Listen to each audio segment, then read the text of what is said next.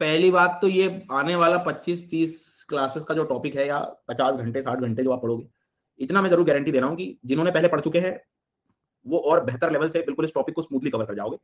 Means ये कि आप और बेहतर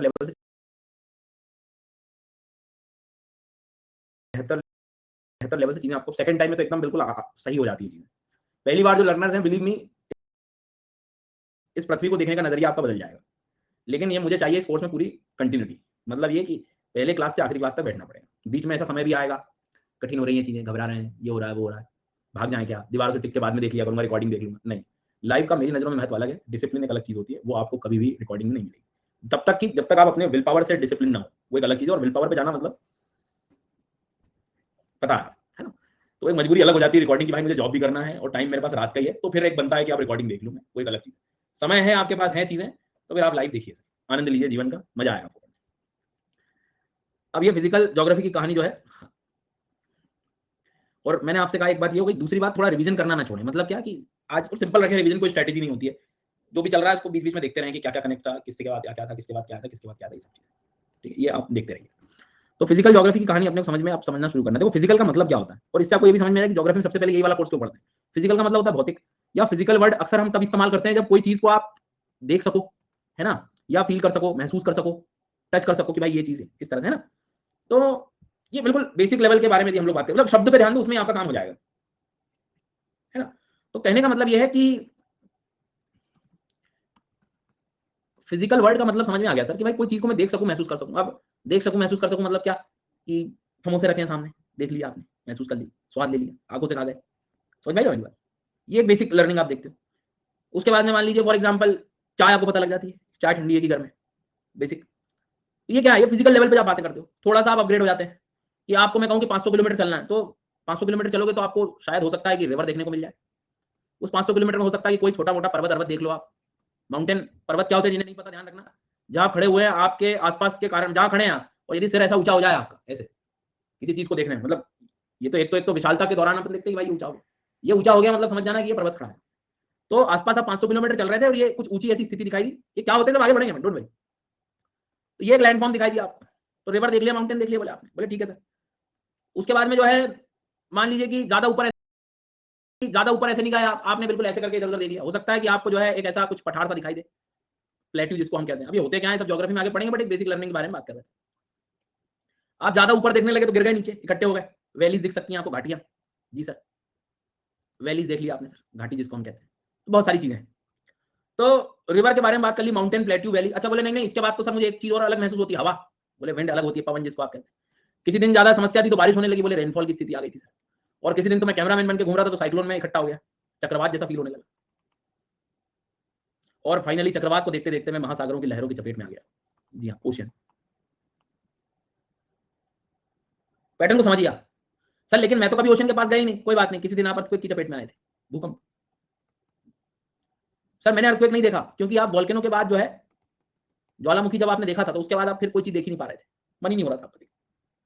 सर इस शब्द को ध्यान दीजिए, फिजिकल, भौतिक। इस चीज़ में इस स्लाइड में मैंने वो हर चीज़ लिखी है जिसको आप देख सकते हैं, महसूस कर सकते हैं या छू सकते हैं। River, mountain, plateau, valleys, wind, rainfall और ओशियन और साइक्लोन, चक्रवात, भूकंप, ज्वालामुखी, अर्थक्वेक, वोल्केनो। पिक्चर समझ में आ रही है मेरी बात? फिजिकल शब्द अब क्लियर हो रहा है। ये हाँ, डेज़र्ट लिख लो कोई दिक्कत नहीं। ये कोर्स का जो टॉपिक है, जो हेडिंग है वो क्लियर होती जा रही है कि सर इस कोर्स में मसाला आने वाला क्या है? क्लियर हो रही बात? लेकिन ये भीड़ ना बहुत भयानक दिख रही है, मतलब ऐसे में तो परेशान हो जाएंगे। तो हम क्या करते हैं इसको थोड़ा-सा आसान कर देते हैं। इस भीड़ को हम लोग क्या करते हैं 3 कैटेगरी में डिवाइड कर देते हैं। लिथोस्फियर मतलब स्थल वाली बात करने लगते हैं थोड़ी देर। एटम्स, एटमॉस्फियर, वायुमंडल और हाइड्रोस्फियर, वाटर, जलमंडल। सर कोई सी भी रैंडम उठा लो आप कोई भी चीज़, इन तीनों में से ही कहीं न कहीं कनेक्ट कर पाओगे उसको। उदाहरण के तौर पे, नदियों को देखोगे तो लिथोस में जाना पड़ेगा। माउंटेन को जाना पड़ेगा, इधर मान लो लिथोस में चले गए। प्लेट्यूज़ भी यहाँ कॉमनली दिखते हैं, वैलीज़ यहाँ कॉमनली दिखती हैं। विंड, रेनफॉल, साइक्लोन ये सब वायुमंडल में चले जाओगे आप लोग। और ये महासागर वगैरह में चलेगा हाइड्रोस्फीयर। तो ये सब लिखने की बजाय हमने 3 बातें लिख ली। मतलब क्या कि इस अर्थ पे जब भी कोई आपसे बोलता है कि मैं ये कोर्स फिजिकल ज्योग्राफी का कर रहा हूँ, तो आपके दिमाग में एक बात तो क्लियर हो गई ना कि सर हमें इनडायरेक्टली पढ़ाने वाले हैं लिथोस्फीयर के बारे में, स्थल मंडल के बारे में। इनडायरेक्टली हमें सर पढ़ाने वाले हैं एटमॉस्फेयर के बारे में। एटमॉस्फेयर मतलब वायुमंडल के बारे में। और इनडायरेक्टली सर हमें इस कोर्स के अंतर्गत हाइड्रोस्फीयर के बारे में पढ़ाने वाले हैं। हाइड्रोस्फीयर मतलब नो डाउट जिसको आप कह सकते हैं जलमंडल। आई बात समझ में मैं जो कह रहा हूँ? मतलब इनको जरा जूम करने बैठोगे तो इन्हीं में सब चीजें निकलने लगेंगी कि मान लो पर्वत, नदियां और ये वो हर चीज इन्हीं के अंतर्गत कहीं ना कहीं आप डिस्कस करेंगे। और इसके अलावा कुछ आपको पृथ्वी पे दिखता हो तो मुझे बताओ, वाहनों के अलावा यदि कुछ दिखता हो तो। एक आखिरी चीज वाहन ही रह गया बस, और कुछ नहीं दिखेगा। मतलब आप देखना अर्थ पे कोई चीज यदि है तो जमीन है। जमीन मतलब देखो, लिथ लिथ का मतलब होता है रॉक, चट्टान वाली चीजों, जो भी चीजें चट्टानों से बनी है वो लिथ हो गया। जिस चीज में रॉक है, रॉक, वो लिथ हो गया। एयर वाली, अब एयर है हर जगह है, जहां देखोगे वहां एयर मिलेगी। आप एयर की बात होगी। और हाइड्रोस्फीयर मतलब वाटर। बस यही तीन चाहिए भी होती हैं सब चीजें। मतलब मुझे लिथोस्फीयर, मुझे एटमॉस्फेयर और मुझे हाइड्रोस्फीयर, ये तीन चीजें तो चाहिए होती हैं, क्योंकि इनके तीनों के समावेश से ही तो एक्चुअल में फिर आपका ये अर्थ पे जो लाइफ है, बायोस्फीयर वाला जो टॉपिक है, ये जो इन्वायरमेंट वाला टॉपिक है, वो निकल के आता है। मतलब तीनों चीजें हमें क्लियर होनी चाहिए। और इस डायग्राम को इतने लाइटली मत लेना, मतलब इसमें भी बहुत बहुत ही बेसिक चीजें हैं सर। मतलब आप आराम से देखना, हाइड्रोस्फीयर लिख दूं मैं, एटमॉस्फेयर लिख दूं, और मैंने कह तो दिया कि ये चीज बायोस्फीयर है। और इस बात को समझना है कि तीनों का कॉम्बिनेशन होना बहुत ज्यादा जरूरी है। तीनों का कॉम्बिनेशन होना बहुत ज्यादा जरूरी है। इसका मतलब क्या है कि जमीन पे बिना पानी और हवा के आप नहीं रह सकते, दोनों का इंटरेक्शन चाहिए। या पानी में बिना जमीन के और बिना हवा के आप नहीं रह सकते, और हवा में भी बिल्कुल बिना जमीन पानी के आप नहीं रह सकते। मतलब इस पॉइंट से जितना दूर जाओगे ना, बाकी दो चीजों से कनेक्शन आपका हटता चला जाएगा। इसलिए लाइफ पॉसिबल फिर नहीं हो पाती है। तो तीनों के कंबाइंड इंपैक्ट से या इफेक्ट से आप कह सकते हो कि लाइफ एग्जिस्ट करती है अर्थ पे। तब जाकर आप जो है अपने बायोस्फीयर, स्फीयर वर्ड पे, बार बार स्फीयर वर्ड इसलिए यूज कर रहे हैं, कुछ पृथ्वी हमारी स्फेरिसिटी की तरफ जाती है। जी हाँ, तो हर चीज जो होगी वो पूरी पृथ्वी पर ही होगी। इसलिए एयर ऐसा तो है नहीं कि आधी आधी पृथ्वी पे एयर है, आधी पे है नहीं, बैठे हैं। पानी आधी पे है, आधी पे बिल्कुल नहीं होगा। नहीं, लगभग कवरिंग आप देखते हो, इसलिए इसमें भी स्फीयर आखिरी में लगा है। लिथ स्फीयर, रॉक का स्फीयर पूरा, वायु का पूरा चारों ओर वायु का स्फीयर, पानी का पूरा स्फीयर, भले वो ग्राउंड वाटर के फॉर्म में क्यों ना हो। समझ में आ गई मेरी बात? यहां तक कोई दिक्कत तो नहीं? तो हर वो चीज जो कि मैं देख सकूं, महसूस कर सकूं, वो चीज मैं फिजिकल ज्योग्राफी में पढ़ता हूं। अब आपको थोड़ा समझ में आ रहा है कि सब कहानी जो चल रही है वो क्या है। दूसरी इंपॉर्टेंट बात, एक एग्जांपल मैं लेता हूं। हिमालय का नाम सुना है आपने? ठीक है, हिमालय का नाम सुना है। चैट ऑफ करने का आई थिंक आपके पास एक ऑप्शन होता है, चैट सेक्शन को बंद करना। हाँ, तो वो बंद कर सकते हैं आप अपने। जनरली मेरी क्लासेस में चैट ओपन रहती है, चीजें थोड़ी सी मतलब मुझे भी ना लगे कि मैं पत्थरों को पढ़ा रहा हूँ। समझ रहे हैं मेरी बात? तो आपको किसी को ऐसा लगता है डिस्टर्बेंस होता है तो आप बिल्कुल उसको साइड कर सकते हैं। इसलिए मैं मतलब चालू रखता हूँ जनरली कमेंट्स, यस नो तो कम से कम चलता रहे यार। ऐसे मतलब मजबूरी में कौन पड़ता है जी। तो ये हिमालय के बारे में बात करते हैं हम लोग। हाँ, तो हिमालय के बारे में यदि हम बात यदि कर रहे हैं तो बहुत बेसिक चीज है कि सर हिमालय जो है वो लिखा रहता है। मान लो एक स्टेटमेंट लिखा है कि Himalaya is an example of, उदाहरण है फोल्ड माउंटेन्स। ठीक है, वलय पर्वत का। लिखने मत लगना ही, नहीं तो वो वापिस स्कूल वाला काम आ गया, जो सर ने बोला वो लिख दो जल्दी जल्दी, गलत लिखा है नहीं। कुछ चीजें सीखो, समझना सीखो, कुछ चीज लंबे समय के लिए याद रखो। लिखो लिखना मतलब वो काम करने नहीं आया कि अपने को किसी ने कंटेंट बना लिख दो तो पैसा मिलेगा 2 घंटे बाद, नहीं, कुछ नहीं मिलेगा। समझो पहले, तो क्लास में आनंद आएंगे। समझ रहे मेरी बात? हाँ, मैंने बोला बना तो आपने बना, नहीं नहीं करना है, ये नहीं करना है। सुनो सर, तो ये Himalaya is an example of fold mountain. दूसरा एक क्वेश्चन और आता है, बोले Black Forest an example of block mountains, खंड पर्वत। तीसरा एक पॉइंट लिखा रहता है, बोले Aravalli an example of residual mountains. Residual मतलब ओल्ड, पुराने। ये स्टेटमेंट, मैं मान लो मैं कक्षा तीसरी का बच्चा हूं, मैंने ये पढ़ लिया, मतलब मैंने नहीं पढ़ा, किसी से पढ़वा लिया। तीसरे में तो पढ़ भी नहीं पा रहे होते, वैसे पढ़ लिया किसी ने, मैंने सुन लिया बस। ठीक है, आई बात समझ में? तो बोले ठीक है, ओके सर, ये भी समझ में अपने को आ गया, यहाँ तक तो कोई दिक्कत नहीं।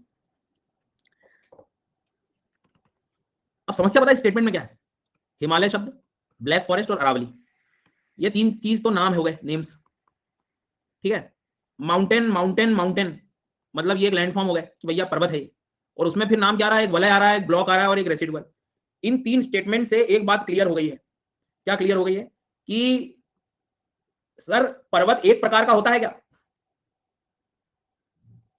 एक प्रकार का होता है तो सर एक ही लाइन, तीन है और एक दो और नहीं लिखी होंगी, 5 प्रकार के तो होंगे कम से कम।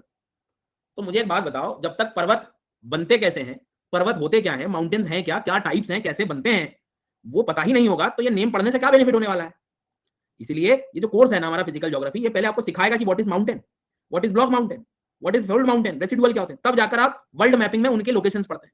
तो ये स्टेटमेंट में आपको दो कोर्स अलग अलग सेपरेट दिख रहे हैं। तो पहले हम पढ़ेंगे कि कोई चीज कैसे बनी।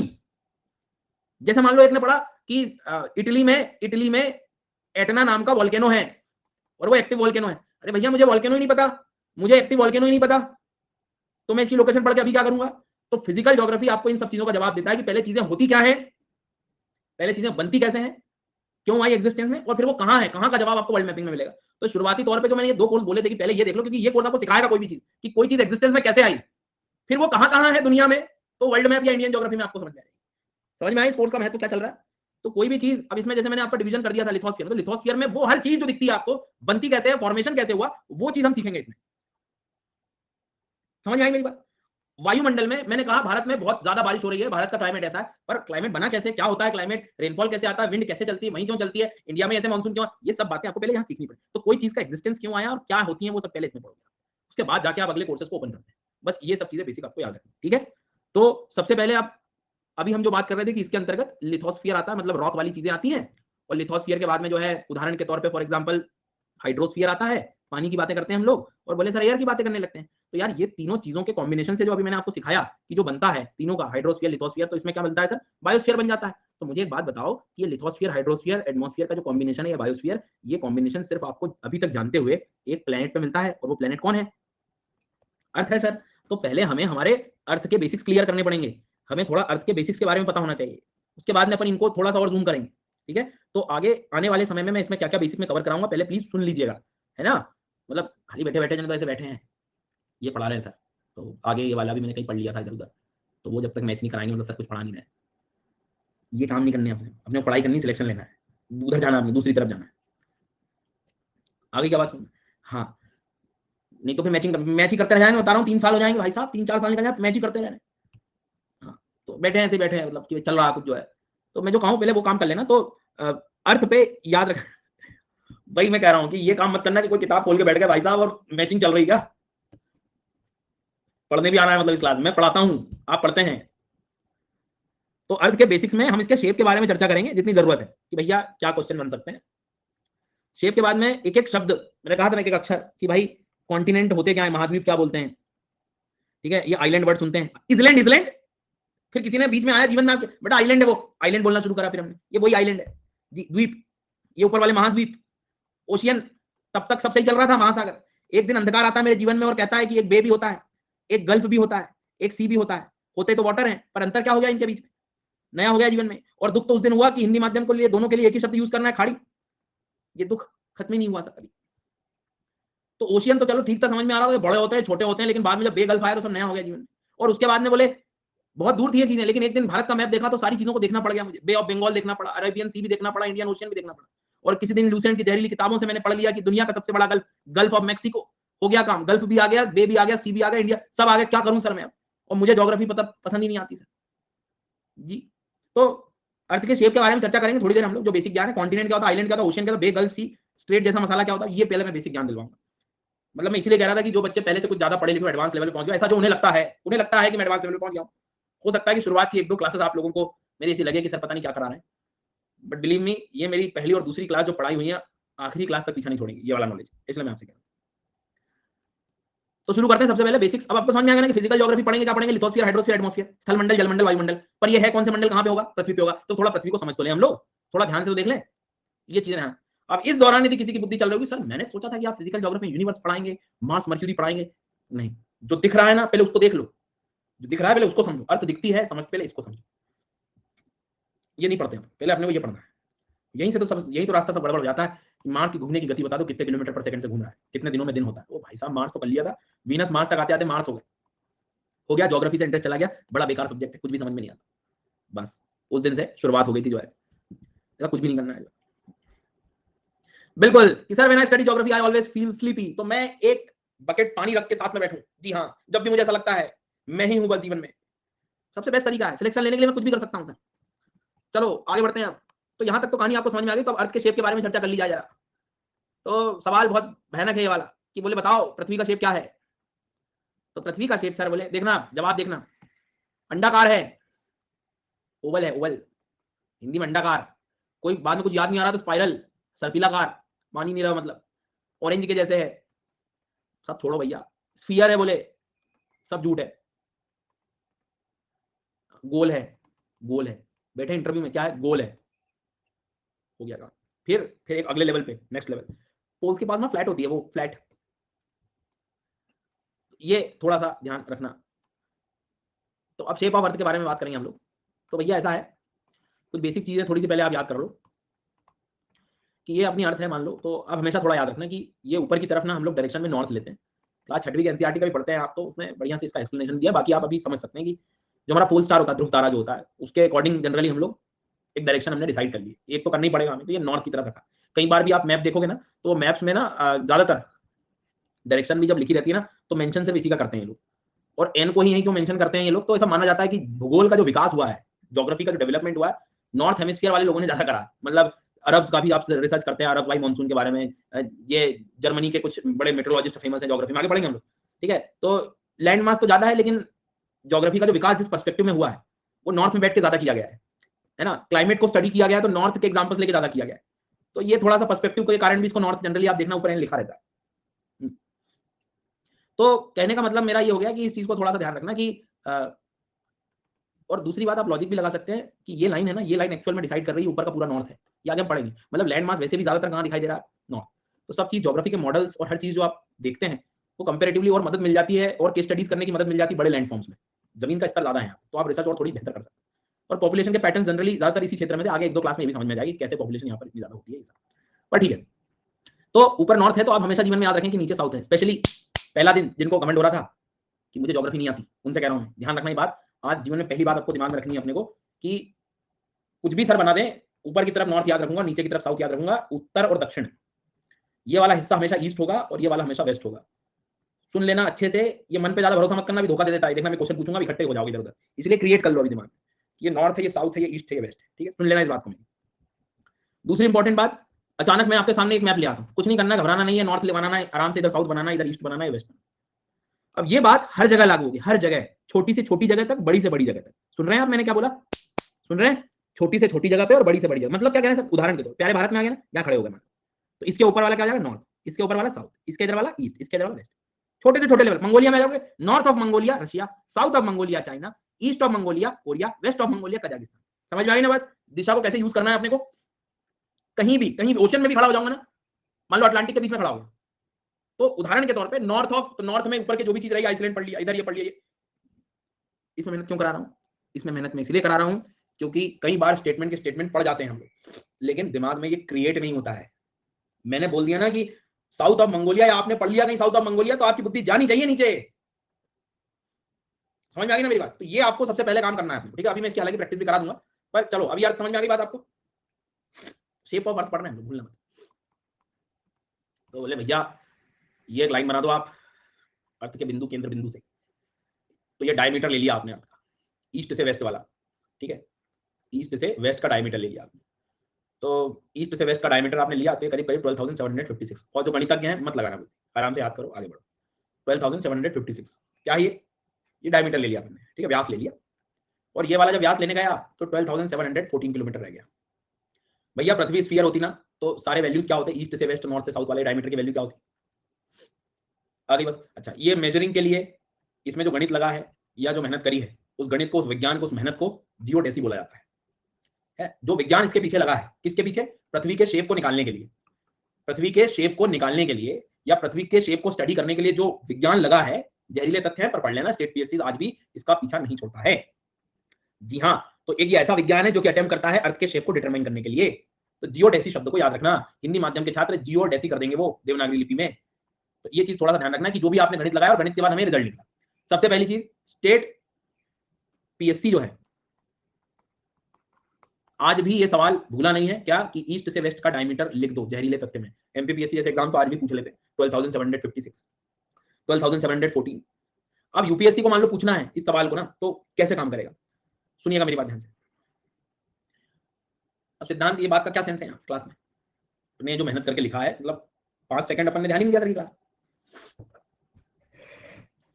क्यों? ये तो वो बात हो गई ना कि आपने घर से बाहर रह के, मतलब 12वीं के आसपास पूरा जो है आईआईटी की तैयारी करी, पूरी तैयारी कर ली आईआईटी की, घर से बाहर चले गए थे आप, क्योंकि मैं तैयारी करूंगा आईआईटी की, नीट की और सबकी तैयारी करी। और जिस दिन एग्जाम था, तो अपने घर से एग्जाम सेंटर तक जाने के बाद आपका किराए पैसे खत्म हो गए थे, तो आप जा ही नहीं पाए, कैसे जाते? ये वो हाल हो गए, एग्जाम देने नहीं गए आप, घर बैठे। तो 12,756 और 12,714, हाँ, तो ये क्या था? ये क्या था, ये डायमीटर था। अभी दोनों वैल्यू यदि सेम हो जाती है ना, ये दोनों वैल्यू जो है वो क्या हो जाती, सेम हो जाती, तो आप स्फीयर कह सकते थे। मतलब इस मैथ्स के अकॉर्डिंग तो बात ये हो गई कि हमारा अर्थ एक्चुअल में स्फीयर नहीं है, पहली बात तो ये होगी, ठीक है। दूसरी बात, यूपीएससी इसी ज्ञान को आपसे पूछ रहा होता तो क्या कहते हैं, ध्यान से सुनना। थोड़ी देर के बाद, मतलब एक क्लास के बाद ये वर्ड आपको क्लियर हो जाएगा, बट थोड़ी देर तो कम से कम आप मेरी बात मान ही सकते हो कि ये जो 0 डिग्री दिखाई दे रहा है, ये जो 0 डिग्री दिखाई दे रहा है, इस लाइन को अपन क्या कहते हैं, इक्वेटर कहते हैं, है ना। इस लाइन को अपन क्या कहते हैं, इक्वेटर कहते हैं। हिंदी में इसको अपन भूमध्य रेखा कहते हैं, भूमध्य रेखा। क्या है ये लाइन, कहां से आ गई, कैसे आ गई, एक क्लास के बाद समझ में आपको आ जाएगा, ठीक है। बट थोड़ा सा अभी फिलहाल आप इतना ध्यान दो, इक्वेटर को हिंदी में थोड़ा समझोगे तो और ज्यादा आनंद आएगा। भूमध्य रेखा, भू मतलब अर्थ, मध्य से मतलब बीच से गुजरने वाली एक रेखा, एक इमेजिनरी लाइन मैंने बना दी, ठीक है। अभी आप इमेजिनरी ले लो, काल्पनिक रेखा ले लो, क्यों आई, कैसे आई, वो अपन समझेंगे थोड़े समय के बाद। बट इसका काम देखो कितना इंटरेस्टिंग है कि इसके कारण ऊपर का पूरा हिस्सा नॉर्थ हेमिस्फीयर बन गया। नॉर्थ हेमिस्फीयर, हेमिस्फीयर मतलब स्फीयर का आधा, हेमी गोलार्ध, गोले का आधा गोलार्ध। तो कल को बोलता है ना कि उत्तरी गोलार्ध, नॉर्दर्न हेमिस्फीयर, तो नॉर्दर्न हेमिस्फीयर मतलब इक्वेटर के नॉर्थ वाला हिस्सा, इसके ऊपर होता है ना नॉर्थ, अभी हमने देखा था ऊपर जाते हैं, इसके नीचे आओगे गोलार्ध, साउथ सदर्न, ठीक है। तो कभी कभी क्या होता है कि यूपीएससी ये सवाल पूछ सकता है कि ये इक्वेटर वाला डायमीटर हो गया पूरा, उस रीजन का लिया हुआ डायमीटर, और ये पोल्स होते हैं हमारे, ध्रुव होते हैं। पोल्स क्या होते हैं, ध्रुव क्या होते हैं, वो आपको थोड़े समय बाद और क्लियर होगा, जैसे हम लोग अर्थ का एक्सिस वगैरह पढ़ेंगे तो आपको उत्तर और दक्षिण के ध्रुव, पोल, एंड पॉइंट भी समझ में आ जाएंगे। तो ये एक तरह से ज्योग्राफी के शब्दों में पोलर डायमीटर वर्ड यूज हो जाएगा इसके लिए, और इसके लिए इक्वेटोरियल डायमीटर यूज हो जाएगा। हिंदी माध्यम ध्रुवीय व्यास हो जाएगा, और इसके लिए भूमध्य रेखीय व्यास यूज हो जाएगा। अब एग्जाम में पूछा जा रहा है आपसे कि equatorial diameter is less than, कम है पोलर डायमीटर से, पोलर डायमीटर से इक्वेटोरियल डायमीटर कम है पोलर डायमीटर से। ये बह गए 11%, कलेक्टर बन जाऊंगा, बटन दबाओ कलेक्टर, 1 मिनट में कैसे बने कलेक्टर, ध्यान दो, ध्यान ध्यान से बनोगे, ऐसे नहीं बनोगे। क्या बोला मैंने, equatorial diameter, equatorial diameter is less than, कम है, कम है पोलर डायमीटर की अपेक्षा ध्रुवीय डायमीटर। तो गलत है ये तो, क्यों, क्योंकि इक्वेटर का तो 756 है और ये क्वेश्चन था। अब बोले कि equatorial diameter is greater than polar diameter, ज्यादा है ध्रुवीय व्यास से, तो ये बात सही है। अब मुझे बताओ, ये स्टेटमेंट के पीछे फैक्ट के नाम पे ये थोड़ा बहुत तो बेसिक ज्ञान होना चाहिए ना भैया। यूपीएससी ने अपना काम भी कर दिया, स्टेटमेंट के फॉर्म में दे दिया क्वेश्चन, और आपने स्ट्रेटेजी देख ली थी कि फैक्ट्स तो आते नहीं है बोले एग्जाम में, बैठे स्टैटिक आते नहीं बोले एग्जाम में। ऐसे तथ्यों से दूर रहें जरा, कम से कम इधर ये वाले तथ्यों में ध्यान दें, काम की चीजों में। तो आप दोनों एग्जाम जब भी दोगे तो दोनों में आप कंफर्टेबल महसूस करोगे कि आपसे वो वैल्यू भी पूछ ले तो कोई दिक्कत नहीं हो। लेकिन एक बात अब आज आपको क्लियर हो गई कि पोलर डायमीटर के छोटे होने से ये बेनिफिट हुआ कि अर्थ का शेप, एक तो स्फीयर वाली बात नहीं थी, और ये वाला डिस्टेंस कम होगा तो कॉमन सेंस की बात है कि ये पोलर वाले एरिया मतलब जनरली ये थोड़ा सा चपटापन दिखाई देगा। चपटापन मतलब जिसको हम कह सकते हैं ओबलेट, ओबलेट मतलब है ये स्फीयर है बट ओबलेट स्फेरॉइड है। क्लियर हो गई बात। अब दूसरी बात, थोड़ी सी फिजिक्स लगा दोगे तो अभी आगे पढ़ोगे, आपकी अर्थ का रोटेशन होता है, पृथ्वी घूमती है। अब कोई चीज जब घूमती है तो केंद्र से बाहर की ओर फोर्स लगता है, फोर्स लगने के कारण इधर ये इक्वेटोरियल वाले क्षेत्र में कंपैरेटिवली क्या होगा, थोड़े से क्या चौड़े हो गए बनते समय जब पृथ्वी बन रही थी। जी हाँ, तो इस बात को थोड़ा सा ध्यान रखना, भूलना मत, ये कंपैरेटिवली जो है ध्यान रखना, ये स्फेरॉइड है बट वो स्फेरॉइड ऐसा है जो थोड़ा सा बल्ज है नेचर में, ऑब्लेशन में, तो चपटापन आपको देखने को मिलेगा। तो अब इसमें रिजिड नहीं हो जाना है, ऐसे होगा नहीं नहीं स्फेरॉइड तो है नहीं, स्फेरॉइड रहेगा लेकिन वो ऑब्लेशन में है। स्फेरिसिटी तो दिख रही है ना, ये स्फेरिसिटी तो दिख रही है। क्लियर हो गई क्या मेरी बात। तो इस बात को थोड़ा सा ध्यान रखना कि कल को वो अपने से कोई पूछे तो डायमीटर के कारण भी आप देख सकते हो कि डायमीटर वेरी कर रहा है। इस बात का ये भी प्रूफ है कि हमारा अर्थ स्फीयर प्रॉपर एक्चुअल स्फीयर नहीं है, वो जो स्फीयर है वो ऑब्लेट वर्ड यूज कर रहा है, ऑब्लेट स्फेरॉइड। ऑब्लेट स्फेरॉइड मतलब जनरली जो चपटापन है पोलर वाले रीजन से कंपैरेटिवली थोड़ा सा फ्लैट हो गया, इक्वेटर से थोड़ा सा बल्जिंग नेचर में आ गया, बाहर की तरफ चपटेपन की तरफ चला गया। अब बोले पर फिर ये ज्योग्राफर्स के बीच में लड़ाई हो गई, तो ये ऑब्लेट स्फेरॉइड कैसे लेके घूमेंगे इनको, या तो स्फीयर करो या ऑब्लेट स्फेरॉइड करो।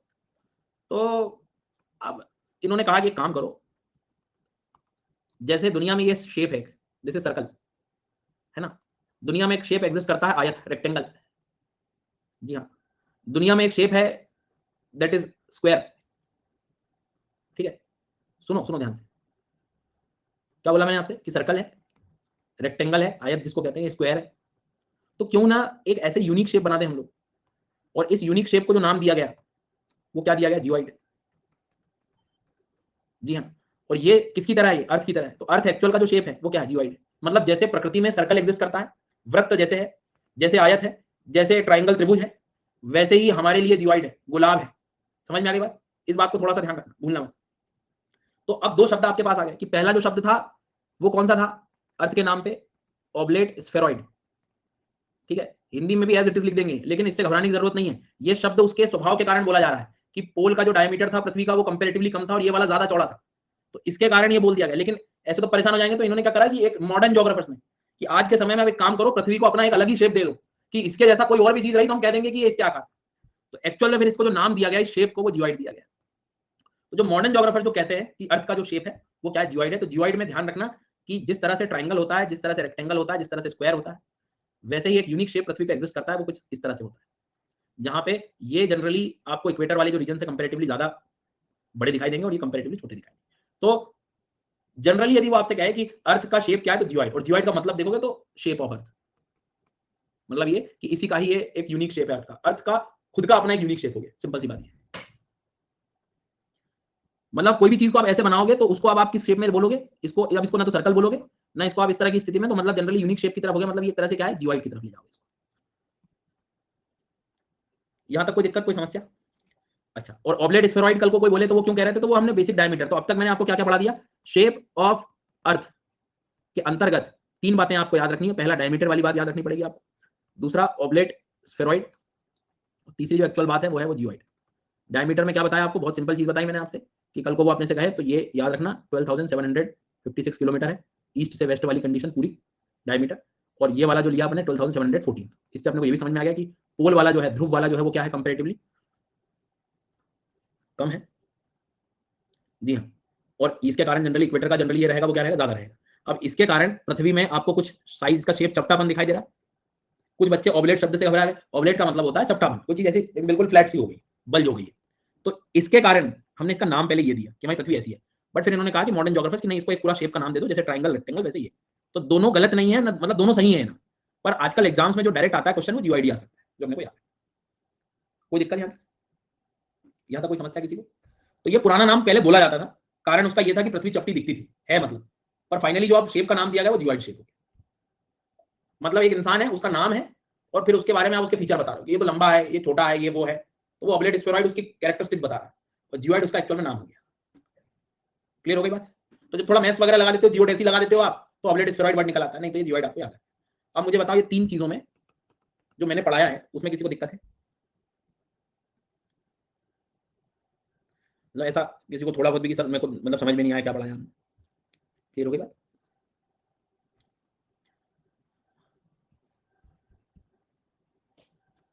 तो इसके अलावा आप कुछ नहीं कह सकते, कि ये कह सकते हैं कि आप कुछ भी नहीं कह सकते। बाकी जो शेप दिमाग में आ रहा है ना, वो आप आराम से बैठ के उसकी खुद स्वयं रिसर्च करना। अभी अपने को इस पे ध्यान रखना, ठीक, पहली बात तो ये शेप ऑफ द अर्थ की स्थिति हो गई। अब एक सवाल जो वो बेसिक वाला बचपन से, दोनों आ गए तो दोनों कर दूं, तो दोनों आ गए तो एक बात याद रखना कि उसने भी कभी पेपर को समझा होगा, जिसने पेपर बनाया है, तो उसको कोई पिछले जन्म का बदला नहीं लेना है। फिर भी मान लो मूड हो गया, तो वो एटलीस्ट वर्ड यूज करेगा कि मॉडर्न ज्योग्राफर्स या मॉडर्न इस काल में क्या नाम दिया गया है, तो जियोइड की तरफ आप जा सकते हैं। ओके, जियोइड को ज्यादातर ये लोग ऐसे भी लिख देते हैं हिंदी में, तो गुलाब गुलाब भी चल जाता है कहीं। ठीक, नाउ सेकंड पॉइंट। अब भूलना मत है ना, मतलब क्लास की लिंक नहीं टूटनी चाहिए कि अपन जो पढ़ रहे हैं वो अपने अभी सब पढ़ना है, लिथोस्फीयर, हाइड्रोस्फीयर और ये सब हमारे अर्थ पे, अर्थ पे पहला टॉपिक हमारा लगभग कवर होता है कि शेप क्या था। अब अपन इधर वाले टर्म्स पे आने वाले, ठीक है। सबसे पहले दुख जो है वो कॉन्टिनेंट का है कि इतना पढ़ा जाता है बचपन से, लेकिन ये आया डायमीटर रिपीट कर दो। तो सिद्धार्थ वो पूछे मैंने इसलिए था कि मुझे ये पता लग जाए कि क्लास में ध्यान कौन कौन नहीं दे रहा है। तो ध्यान रखना, आगे से मैं कभी पूछू ना कि किसको समझ में आया कि नहीं आया, तो ये मत बताना कि मुझे नहीं आया, क्योंकि मैं यही कहूंगा कि आपका ध्यान नहीं था क्लास में। हाँ, क्योंकि जब कभी रिकॉर्डिंग देखोगे ना तो यार तुमको भी हंसी, खुद को भी हंसी आएगी कि सही बात है, मतलब मैं ध्यान दे लेता तो काम हो जाता। Next continent. दो शब्द लेते हैं, आइलैंड और कॉन्टिनेंट। मैंने कहा ना शुरू की 2-3 क्लास थोड़ी स्लो रहेंगी, उसके बाद अपन अपना पेस ले लेंगे, लेकिन ये बहुत ज्यादा जरूरी है। अपना घर जो है अपने को मजबूत और काफी ऊंचा बनाना है, थोड़े बेस जरा सही करने पड़ेंगे। तो कॉन्टिनेंट को हिंदी में देखो सर, आनंद ही आनंद है, महाद्वीप, और आइलैंड को द्वीप कहते हैं। कॉन्टिनेंट वर्ड को समझना है ना, तो पहले आप आइलैंड को समझिए, ये काफी महत्वपूर्ण है, उसके बाद अपना आगे बढ़ें। आइलैंड वर्ड में कहां सुनते हैं नॉर्मली, ज्योग्राफी में पढ़ के कभी आए हो तो आप भारत में सुना होगा अंडमान एंड निकोबार आइलैंड, अंडमान निकोबार द्वीप समूह, ऐसे ना, द्वीप समूह, द्वीप समूह, ठीक है। लक्षद्वीप आइलैंड, बहुत सारे ऐसे आपने आइलैंड्स के नाम सुना, कैरेबियन आइलैंड्स, और कोई आइलैंड का नाम नहीं सुना? इंडोनेशिया में बहुत सारे, जावा आइलैंड है, बोर्नियो आइलैंड है, अभी वर्ल्ड मैपिंग कुछ दिन लास्ट मंथ पड़ी है, बहुत सारे आइलैंड थे, रियूनियन आइलैंड थे, सेशल्स था, है, मालदीव्स है, बाली है, विक्टोरिया है, सुमात्रा है, ईस्टर है, गैलापागोस है, बहुत सारे, और कनाडा में चले जाओगे तो सांसें रुक जाएंगी, इतने आइलैंड। तो ये अपन पढ़ते हैं वर्ल्ड मैप में। तो आइलैंड को जरा आप समझोगे ना तो क्या दिखता है, देखना, एक ऐसा लैंड मास, जमीन वाला भाग है ना, मतलब रॉक वाला जो एक पैटर्न, चट्टानों वाला हिस्सा जो चारों तरफ से लगभग वाटर से घिरा हो, एक जमीन का भाग जो चारों तरफ से वाटर से घिरा हो, पानी से घिरा हो, एक लैंड मास जनरली थोड़ा छोटा ही रहेगा बाकी पृथ्वी के आकार को देखते हुए, उसको हम आइलैंड कहते हैं, उसको हम द्वीप कहते हैं। काम की चीज क्या है, चारों ओर से पानी से लगा हुआ, चारों ओर पानी से लगा हुआ, चारों ओर पानी से लगा हुआ। मान लो उदाहरण के तौर पे कि कल को वो आपसे यहाँ पर कहता है कि ये फॉकलैंड आइलैंड, तो ये चारों तरफ पानी से लगा है, तो जनरली छोटा जमीन का भाग, फील करें उस बात को, जमीन वाला भाग। कल को कोई आइलैंड कह रहा है ना, मतलब ध्यान रखना छोटे कुछ वैल्यू कंपेयर थोड़ा छोटा ही रहेगा पूरी पृथ्वी के आकार के से, कोई फिक्स ऐसी वैल्यू है नहीं। नॉर्मली आप जैसे ये आइलैंड्स हो गए, ये आइलैंड्स हो गए, तो ये चारों ओर से जनरली आप देख रहे हो पानी से घिरा हुआ है, और उसको आप एक शब्द आपने दे दिया आइलैंड करके। हिंदी में क्या लिखा है आपने, उसको हिंदी में द्वीप लिखा है। अंडमान निकोबार को भी आप इमेजिन कर सकते हो कि चारों ओर पानी से तो लगा हुआ है, तो land mass that is surrounded by water body from all side, ये अपने को लगभग समझ आया। द्वीप ये था आइलैंड, ठीक है, समझ में आई मेरी बात? देखो मैं मतलब मैं आपसे कह रहा हूँ, मैं जो पढ़ा रहा हूँ समझ में आई बात? मतलब मैप देख के ना श्रीलंका दिखता है, ऑस्ट्रेलिया दिखता है, ग्रीनलैंड, पहली बार में नहीं पढ़ा, सब बता दूं, यही ज्ञान करना ही नहीं अपने जीवन में। मैं हमेशा कहता हूँ जीवन में एक आध कोई सब्जेक्ट तो ऐसा रखो जिसमें अपने बुद्धि ज्यादा लगानी नहीं पड़े, एक आध सब्जेक्ट डालन, एक आध सब्जेक्ट, है ना। तो ये द्वीप के बारे में बात थी, ये क्लियर हो गई बात यहाँ तक, लैंड मास आइलैंड। अब अपन ने क्या करा, इसके आगे एक मसाला जोड़ दिया, महाराजा में मत चले, महा मतलब क्या हो रहा है, कंपैरेटिवली लार्ज, कंपैरेटिवली लार्ज, तो द्वीपों से लगभग थोड़े से बड़े। मतलब उदाहरण के तौर पे जैसे ये अब दिखने लगेगा, ये साउथ अमेरिका, ये आइलैंड तो मत बोलना यार इसको थोड़ा, है ना, और ऑस्ट्रेलिया, ठीक है, ये रशिया वगैरह से मिलाकर ये पूरा क्षेत्र हो गया, ये यूरोप का पूरा एरिया हो गया। ये मैं ये नहीं कहा कि चारों ओर पानी से जरूरी है, मोस्ट ऑफ द एरिया बचा ही हुआ, क्या फिर बचा क्या, पानी तो बचा है, वो चीज। कुछ बच्चों ग्रीनलैंड दिख रहा है, ये कॉन्टिनेंट क्यों नहीं है, ये आइलैंड क्यों है, बताऊंगा, घबराने की जरूरत नहीं। पर एक पैटर्न आपको समझ में आ जाएगा कि कुछ बड़े जो लैंड मास बचे हुए हैं, लार्ज लैंड मास वाले जो पार्ट है, उसको हम कॉन्टिनेंट कहते हैं, उसको क्या कहते हैं हम लोग, कॉन्टिनेंट। तो आप थोड़ा सा मेरी बात को ध्यान से सुनिएगा अच्छे से। क्या बोला मैंने आपसे कि जब भी मैं आइलैंड शब्द यूज करूँ ना, मतलब बेचारा वो अलग है, छोटा सा पानी में मिल जाएगा आपको कंपैरेटिवली, या कॉन्टिनेंट वर्ड यूज करूँ तो थोड़ा क्षेत्रफल बड़ा ले लेना, पर कोई फिक्स डेफिनेशन नहीं क्रिएट हुई है अभी तक। कारण उसका यह है कि कॉन्टिनेंट में यदि आपने कह दिया कि चारों ओर पानी से घिरा होना चाहिए बड़ा लैंड मास, यूरोप बुरा मान जाएगा, यूरोप में एक साइड से है नहीं पानी। फिर परफेक्ट डेफिनेशन यदि आपने दे दी कि आइलैंड तो जो है छोटा सा ही होना चाहिए, नहीं ग्रीनलैंड बुरा मान जाएगा। तो फिर बोले सर ये किस बेस पे कॉन्टिनेंट को अलग कर रहे हैं, तो बहुत मैंने सिंपल ये कहा कि कॉन्टिनेंट वर्ड तब यूज हो रहा है जिसमें प्रॉपर आपको अलग अलग क्लाइमेटिक फैक्टर्स देखने को मिले। यहाँ क्लाइमेट एक जैसा है सर, यहाँ क्लाइमेट पूरा एक जैसा पैटर्न दिखाई दे रहा है, तो कॉन्टिनेंट मतलब समझना कि ज्योग्राफी में क्लाइमेट के पैटर्न भी दिखाई दे आपको, कि भैया उसका ईस्ट मार्जिन कुछ अलग कहता है, वेस्ट मार्जिन अलग कहता है, ठीक है, उसका नदन पार्ट कुछ अलग कहता है, साउथ का अलग कहता है, सेंट्रल के रीजन अलग कहते हैं। और ये बात एक आइलैंड में देखने को नहीं मिलेगी, छोटा आइलैंड एक जैसी क्लाइमेट मिलेगा। अब ये जाके लड़ाई नहीं कर सकते आप कि फॉकलैंड आइलैंड में अलग अलग क्लाइमेट मिलेंगे 10 प्रकार के, नहीं। लेकिन अफ्रीका में कम से कम आपको नहीं तो 6 से 7 अलग अलग प्रकार मतलब क्लाइमेट दिख सकते हैं, 3 से 4 तो मिल ही जाएंगे कम से कम। तो कुछ क्लाइमेटिक फैक्टर्स के कारण भी कॉन्टिनेंट का सेपरेशन देखा गया है कि जब क्लाइमेटिक अलग अलग रख रहा है किसी जगह पे, तो वो एक अपने आप में एक कॉन्टिनेंटल पैटर्न बन सकता है। अब ग्रीनलैंड में क्या देखोगे, एक जैसा मतलब एक जैसा पैटर्न बना, पर ये बात भी थोड़ी सी रॉन्ग हो जाती है अंटार्कटिक को लेकर, क्योंकि अंटार्कटिक में इतने क्लाइमेटिक वेरिएशन देखने को नहीं मिलते। मैंने कहा ना हर जगह एक एक्सेप्शन लगा हुआ है, इसलिए परफेक्ट डेफिनेशन नहीं बना पाया। पर अंटार्कटिक में क्लाइमेटिक फैक्टर इसलिए नहीं ध्यान दे रहे होते, वैसे भी ह्यूमंस इतने रहते नहीं, तो इतना ज्यादा प्रभाव ज्योग्राफी डालती नहीं। पर एक एक्सेप्शन के कारण बाकी 6 के लिए मैं गलत थोड़ी ठहरा सकता। तो अभी हम हमारी बुद्धि में क्या क्रिएट करें, तो सिंपल ध्यान से सुनना, जो जनरली छोटे छोटे रीजन्स हैं, एक दो को छोड़ दो जैसे ग्रीनलैंड को, बाकी जितने छोटे छोटे दिखाई देंगे ये सब क्या आइलैंड्स हैं, और इनमें जनरली क्लाइमेट में इतने बदलाव नहीं आते, एक जैसे क्लाइमेट रहता है, तो ये द्वीप होगा, आइलैंड होगा, ज्यादातर चारों ओर वाटर से होगा। और जो रिमेनिंग बड़े बड़े रीजन्स हैं जमीन के स्तर पे देखोगे, ये चीज क्या होगी, क्लाइमेट, मतलब क्लाइमेट में बदलाव हो रहा है, मतलब ये चीज क्या होगी, कॉन्टिनेंट, महाद्वीप हो गए, महानाम से बोले। और ज्योग्राफी आगे पढ़ते पढ़ते आप ये चीज एहसास भी कर लोगे कि ये बात सही है कि क्लाइमेट में बदलाव काफी ज्यादा यहाँ पर देखने को मिल रहा है। ठीक है, आगे बढ़ते हैं। तो ये कॉन्टिनेंट के बारे में हम लोग चर्चा कर रहे थे, लेकिन कहीं कहीं एक शब्द और बीच में आ जाता है, पेनिनसुला करके, प्रायद्वीप। अभी तक द्वीप चल रहा था, फिर आगे महा लगा दिया, अब प्राय लगा दिया। तो प्रायद्वीप या पेनिनसुला जब वर्ड सुनो ना तो डरना मत, बचपन से देखते आ रहे हो, India is a peninsular country. कोई जमीन का भाग जो 3 और वाटर से लगा होगा ना, वो पेनिनसुला कहलाएगा। 3 और वाटर से लगा होगा मतलब क्या, मतलब ये कि जैसे ये वाला जमीन का हिस्सा, एक तरफ लैंड मास है, पहला दूसरा 3 जगह से पानी से, ये पेनिनसुला हो जाएगा। ये देखा आपने जैसे 1 2 3 ये पेनिनसुला हो गया। तो कई बार इसलिए कहते हैं कि यूरोप तो जो है पेनिनसुलर कॉन्टिनेंट है। फील द वर्ड, शब्द को आप फील करें, क्या कह दिया मैंने, यूरोप जो है अपने आप में एक क्या है, पेनिनसुलर कॉन्टिनेंट है। पेनिनसुलर कॉन्टिनेंट मतलब क्या कि 3 और लगभग वाटर बॉडी से दिख जाएगा। ऐसे शब्द जहरीले तथ्य यूज करते रहते हैं, तो आपको समझ में आएगा कि पेनिनसुला वर्ड बोल देना मतलब 3 साइड से पानी लगा हुआ है, ऐसे प्रायद्वीप जिसको हम कहते हैं। फिर कभी कभी एक वर्ड आ जाता है सब कॉन्टिनेंट, उपमहाद्वीप। तो सब कॉन्टिनेंट शब्द के लिए आपको थोड़ा रुकना पड़ेगा, कम से कम 4 से 5 क्लास। क्लियर है? ब्रेक चाहिए तो यदि आप कोई दूसरी क्लासेस में पढ़ के आए हो तो ब्रेक मिल जाता होगा आपको 4-5 मिनट का। मैं ब्रेक नहीं दे पाता हूँ, मैं कंटिन्यू 2 घंटे पढ़ाता हूँ, ठीक है? तो फिर भी मन कर रहा हो आपका कि सर बोले ब्रेक दे दो, बहुत देर हो गई, तो आप ब्रेक ले लीजिए। चलो, तो ब्रेक खत्म होता है हम लोग का। तो ब्रेक के पहले तक मैंने आपको कॉन्टिनेंट जो था वो आपको बता दिया था कि कॉन्टिनेंट क्या होता है, आइलैंड क्या होता है, ये भी मैंने आपको बता दिया था, ठीक है? अब हम लोग ब्रेक खत्म हो गया था ताकि मैंने थोड़ा ब्रेक दे भी दिया था कि आप लोग रेस्ट वगैरह कर लें, क्या चीजें चल। नाउ इसके बाद में आप शुरू करते हैं कॉन्टिनेंट्स की काउंटिंग की, जरा कहां पर कितने कॉन्टिनेंट्स हैं। और इसमें मेहनत मैं इसलिए कर रहा हूं कि ज्योग्राफी जब आगे पढ़ाऊंगा तो एग्जांपल्स दूंगा कि मान लो माउंटेन पढ़ा रहा था मैं आप लोगों को, और माउंटेन के पढ़ाते समय मैंने कहा कि यार ये माउंटेन इस तरह के जो है हमें यूरोप में मिलते हैं, तो ऐसे बैठे हैं नहीं तो यूरोप में मिलते हैं, अरे भैया यूरोप क्रिएट हो जाना चाहिए तब तक दिमाग में कि कहां मिलेगा ये यूरोप, कहां मेरी पृथ्वी पे। बस इस मेहनत के लिए मुझे थोड़ा सा और टाइम लगेगा इस चीज पे जो है, ठीक है?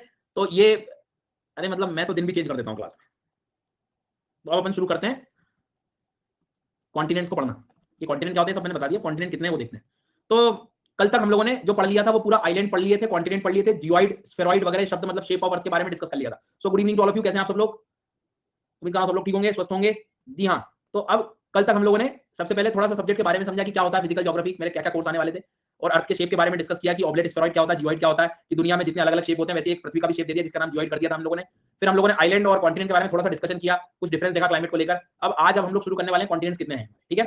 सब कॉन्टिनेंट वाली चर्चा आखिरी में रह गई थी कल, तो सब कॉन्टिनेंट वाली जो चर्चा रह गई थी वो याद रखना अपने को, कि जो सब कॉन्टिनेंट वाली जो थी मैंने कहा था कि 2-3 क्लास रुकना पड़ेगा फिर समझ में, प्लेट टेक्टोनिक पढ़ेंगे तब, ठीक है? तो सबसे पहला अपना जो कॉन्टिनेंट है वो क्या रहेगा सर? एशिया। एशिया कॉन्टिनेंट बचपन से याद रहता है आपको ना? क्यों याद रहता है? हाँ, क्योंकि इंडिया जो है हम पढ़ते हैं ना, India is a peninsular country, और ये है एशिया कॉन्टिनेंट के अंतर्गत बैठे हैं। एशिया कॉन्टिनेंट पर अब आप क्रिएट हो गया आपको कि यार इंडिया जो है वो एशिया के साथ लगा हुआ है, इंडिया इसके साथ लिया ये, ठीक है? अब इसके नीचे जाना है। अब तक क्या है, कल तक अपन नीचे ऊपर कर रहे थे, अब नीचे जाना मतलब क्या? साउथ में जा रहे हैं, साउथ में जा रहे हैं, जरा साउथ में दक्षिण की ओर जा रहे हैं। ऑस्ट्रेलिया, ऑस्ट्रेलिया दिख रहा होगा, ठीक है? यहां तक कोई दिक्कत, कोई समस्या? और दक्षिण में चले गए, अंटार्कटिक, अंटार्कटिका जाएगा। मान लो किसी को इसमें भी दिक्कत है और भैया मुझसे तो समझ में नहीं आता, ये अंटार्कटिक दिखाई दे रहा होगा, तो ये वाला हिस्सा जो है ये एशिया कहलाता है, एशिया का ऑस्ट्रेलिया कहलाता है। ये अंटार्कटिक, सर जीवन का दुख अलग है कि जिस दिन मेरे सामने अंटार्कटिका, अटलांटिक, आर्कटिक आ जाता है उस दिन स्कूल की परछाई याद आने लगती है मुझे। जी हाँ, अंटार्कटिका, अटलांटिक, आर्कटिक, वाह! पर थोड़ा ध्यान देना है, अंटार्कटिक पढ़ रहे हैं, कॉन्टिनेंट पढ़ रहे हैं, जमीन वाला भाग पढ़ रहे हैं, अटलांटिक नहीं पढ़ रहे हैं, वो वाटर है, आर्कटिक भी नहीं पढ़ रहे हैं, वाटर है, ओशन है। तो एशिया हो जाएगा, एशिया के बाद में ऑस्ट्रेलिया, उसके साउथ में अंटार्कटिका, अंटार्कटिका के नॉर्थ में ये क्या दिखाई दे रहा है भैया? नॉर्थ में दिस इज अफ्रीका, अफ्रीका। अरे सर ये तो 4 ही हो गए। हाँ, एक A1 Asia, A2 Australia, Antarctica, और ये, और इसको देखना नहीं है ऐसे बैठ कर देख रहे हैं, नहीं करना है ऐसे इमेजिनेशन करना है कि सर पृथ्वी बना दी यदि आपने, तो दिमाग में आना चाहिए कि ये हिस्सा एशिया का था, इसके बाद ऑस्ट्रेलिया सर ने पढ़ाया है, और ये अंटार्कटिका बता रहे थे, और ये ऊपर अफ्रीका बीचों बीच बता रहे थे। मतलब कल को मैं कहूं ज्वालामुखी पढ़ाते समय कि यार एक कैमरून माउंटेन अफ्रीका में पढ़ते हैं हम लोग, तो दिमाग में जाना चाहिए, दिमाग में जाना चाहिए अफ्रीका मतलब सर बातें कहां कर रहे हैं? पृथ्वी के बीचों बीच एकदम यहाँ पर ये दिखाई दे रहा है आपको, यहाँ ये डिस्कस कर रहे हैं हम लोग। अब क्लियर हो गया, 4 ए याद रह जाएंगे, A1, A2, A3, A4, और याद ऐसे रटना नहीं है एशिया के बाद ऑस्ट्रेलिया, एशिया के बाद ऑस्ट्रेलिया, एशिया के बाद, नहीं नहीं नहीं नहीं भैया, साउथ में ऑस्ट्रेलिया, साउथ में उसके अंटार्कटिका, इसके नॉर्थ में क्रिएट करो, जरा रटो मत, नॉर्थ में, इसके नॉर्थ में आपको जो दिखाई देगा वो क्या दिखाई देगा? अफ्रीका, ठीक है? और जरा आप नॉर्थ में चले जाओ, रुक भी नहीं रहा हूं जो है मैं, और जो है नॉर्थ में चले जाओ, तो ये क्या हो गया सर? यूरोप, इतिहास क्रिएट हो गया, नया सब्जेक्ट बन गया आपके लिए, ऑप्शनल भी क्रिएट हो गया, तो यूरोप हो गया सर। जी हाँ, अब बोले यूरोप के मैं इधर आ जाऊंगा, इधर नहीं आऊंगा, इधर मतलब वेस्ट की तरफ आऊंगा, ऐसे बोलिए पश्चिम की तरफ आऊंगा, ऐसी बातें किया करो ज्योग्राफी में। और याद करिए वो इक्वेटर को, इक्वेटर के ऊपर वाले कौन से होते हैं? नॉर्थ, तो ये नॉर्थ अमेरिका और ये साउथ अमेरिका। जी, तो ध्यान दीजिएगा, नॉर्थ अमेरिका, साउथ अमेरिका और अमेरिका और यूएसए, ये भी एक दुख है बहुत बड़ा जीवन का। जी हाँ, तो नॉर्थ अमेरिका और साउथ अमेरिका जो है ना, ये कॉन्टिनेंट है, बड़े land mass. North America, South America क्या है? नॉर्थ अमेरिका और साउथ अमेरिका क्या है? कॉन्टिनेंट है। और उस नॉर्थ अमेरिका में एक देश आता है यूएसए। जी हाँ, यूएसए, ये आपका वो बचपन वाला अमेरिका है, बोले अमेरिका जाऊंगा मैं, मतलब यहाँ जा रहा है वो। अमेरिका जैसा कुछ नहीं है, यूनाइटेड स्टेट्स ऑफ अमेरिका, ये याद रखना, यूएसए ये। बाकी नॉर्थ अमेरिका, साउथ अमेरिका बोले मतलब वो कॉन्टिनेंट बोले, बाकी आगे फिर हम समझेंगे सब। तो क्या आपको मतलब थोड़ा सा क्रिएट हुआ क्या बुद्धि में, कुछ चीज दिमाग में आ रही है क्या कि सर यहाँ कुछ आप एशिया का मसाला बता रहे थे, ये इधर ऑस्ट्रेलिया बता रहे थे, ऑस्ट्रेलिया का अंटार्कटिका, अफ्रीका, और ये यूरोप, इधर नॉर्थ वाला नॉर्थ अमेरिका, नीचे साउथ अमेरिका। बताओ यहाँ तक कोई दिक्कत है क्या भैया? किसी को थोड़ा सा दिक्कत हो रही है क्या क्रिएट करने में? अभी भी होगी, और सच अभी आपके सामने आने वाला है, खुद से कब तक बचोगे जो है। यदि ये नॉर्थ है, ये साउथ है, ये ईस्ट है, ये वेस्ट है, तो बताओ नॉर्थ अमेरिका लगभग कहाँ था? बैठे हैं, नॉर्थ अमेरिका कहाँ था? हाँ, ये पकड़ में आ गए, बाकी के 4 साउथ ये कर रहे हैं, बी आंसर लगाना है। देखो कहा ना मैंने, नॉर्थ अमेरिका बोल रहे हैं सर, उत्तर अमेरिका, उत्तर ऊपर होता है। अब मैं ध्यान दूंगा अगली बार से, अगली बार से पूरा ध्यान दे दूंगा। साउथ अमेरिका बताओ कहाँ है? साउथ अमेरिका कहाँ होगा भैया?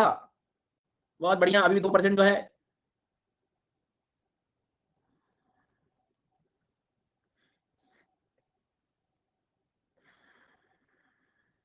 यहां तक कोई दिक्कत तो नहीं है? अगला सवाल, यदि वो आपसे कहता है कि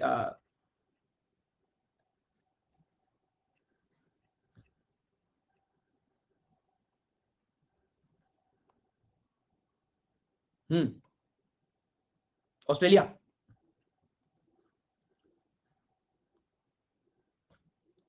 अच्छा, ये दिमाग में कंफ्यूजन मत रखना कि सर एनसीईआरटी नहीं पढ़ाते हैं, और ये मतलब ऐसा नहीं कि ज्योग्राफी जो मैं पढ़ा रहा हूँ एनसीईआरटी में नया हो जाएगा, कुछ बदल जाएगा।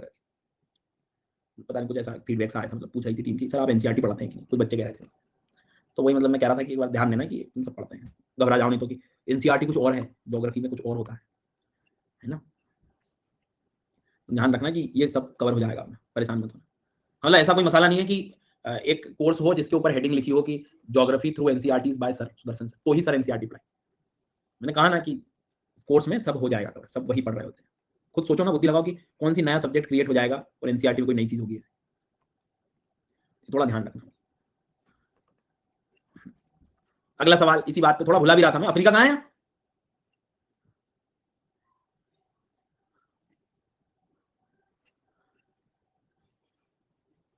हाँ, ये डी था, अफ्रीका याद करो, और बाकी क्या लगा रहे हैं, जैसे बच्चे को सी लगा दिए तो अंटार्कटिका बुरा नहीं मान जाएगा? आगे बात समझ में, इस बात को थोड़ा ध्यान रखें। अगला सवाल यदि वो आपसे कहता है इनको छोड़ो और आप जो है काम करो, साउथ अमेरिका बता दो, तो साउथ अमेरिका बता।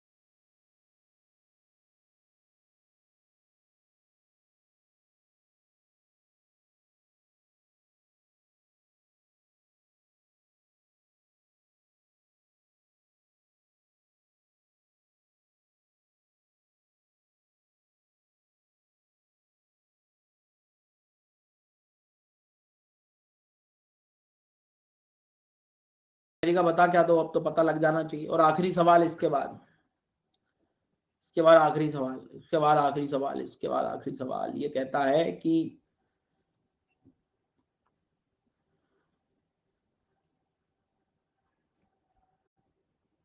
यूरोप कहाँ है? चलो लेवल 1 हो गया अपना, लेवल 2 पे आते हैं। अब मैं थोड़े से शब्दों पे काम करने वाला हूँ, है ना, और आप लोग भी थोड़ा सा पहले फोकस करें। क्या आपको ये वर्ल्ड मैप में चीजें क्रिएट होती हुई दिखाई दे रही हैं कि एशिया कहाँ आएगा, ऑस्ट्रेलिया कहाँ आएगा, अंटार्कटिका, ये अफ्रीका, फिर यूरोप, फिर नॉर्थ और साउथ। अब अपनी बुद्धि को एक कदम आगे ले जाना है।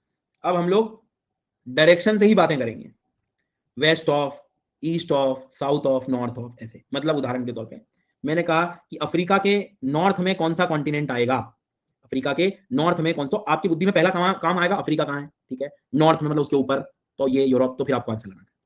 समझ में आई मेरी बात? अब वैसे मान लो नॉर्थ अमेरिका है, तो नॉर्थ अमेरिका का ईस्ट बोलूंगा तो दिक्कत नहीं होगी आपको, यूरोप बोल सकते हो आप ज्यादातर, इसमें मुझे नहीं लगता कि ऐसी कोई समस्या आपको है। तो लेकिन मैंने वेस्ट बोला तो घबरा मत जाना, क्यों, इधर तो खाली हो गई जगह, ऐसा नहीं पृथ्वी उधर कुछ है ही नहीं, जीवन घूम के आओगे तो वापस यही आ जाएगा। तो वेस्ट में मतलब इसका एशिया ही रहेगा, और इसका वेस्ट क्या कहलाएगा, इसका वेस्ट क्या कहलाएगा, इसका मतलब साउथ अमेरिका का वेस्ट क्या है, ऑस्ट्रेलिया। ऐसे क्वेश्चन का उल्टा जवाब देना, ऑस्ट्रेलिया का ईस्ट क्या कहलाएगा, तो इधर आओगे साउथ अमेरिका। एशिया का ईस्ट क्या कहलाएगा, नॉर्थ। ये लेकिन सुनना पहले, मैंने बोला यार एशिया का ईस्ट बताना, तो पहले आप देखना एशिया, पहले मैप में जाना, फिर ईस्ट उधर जाना, फिर उधर घूम के इमेजिन करना। ये 3 स्टेप अपनानी पड़ेगी शुरुआती तौर पे 2-3 बार।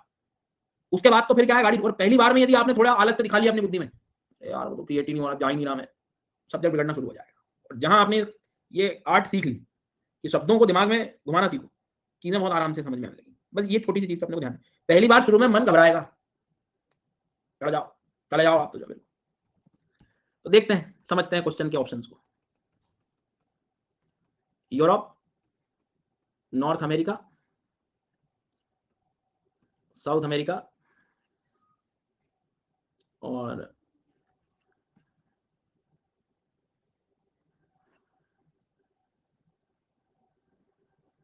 Australia, Asia.